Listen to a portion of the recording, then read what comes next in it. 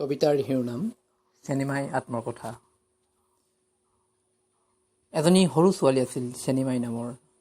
চেঙেলীজান নদীত বৰশী বাই চেনিমাই টোপ দিয়ে সুখ দুখৰ কেঁচু, চিপ মাৰে চিপ দি গাঁঠি আনে পানী মেটেকাৰ ডাল।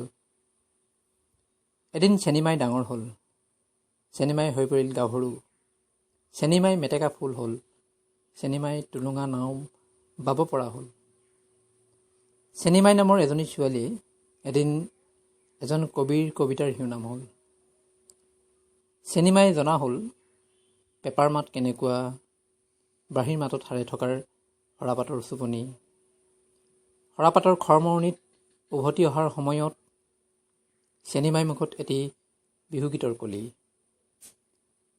চেনিমাই জোনাকী যৌৱন, চেনিমাই চঞ্চল উৰুলি পুঙা, চেনিমাই জাকৈয়া ছোৱালীবোৰৰ মাজত এজনী ৰূপৱতী।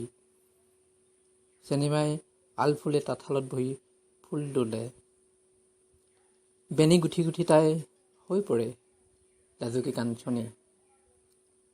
চেনিমাই আহে আৰু যায়, হাতৰ মুঠিত লৈ ফুৰে ঊল আৰু শলা কাঠি।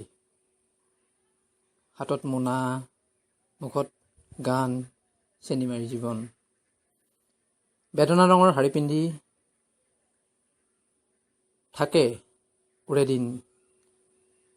চেনিমাই ছাঁটোও বিচাৰি ফুৰে, চেনিমাই লাজ, অভিমান, অনুৰাগ, অনুভৱ, চেনিমাই হাঁহি কান্দোন পাৰ ভাঙি সমস্ত ভালপোৱা।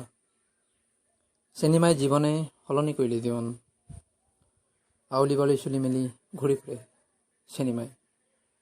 চেনিমাই এই চহৰৰ এজনী নামজ্বলাৰ চেনিমাই বাই। কবিতাৰ শিৰোনাম চেনিমাই।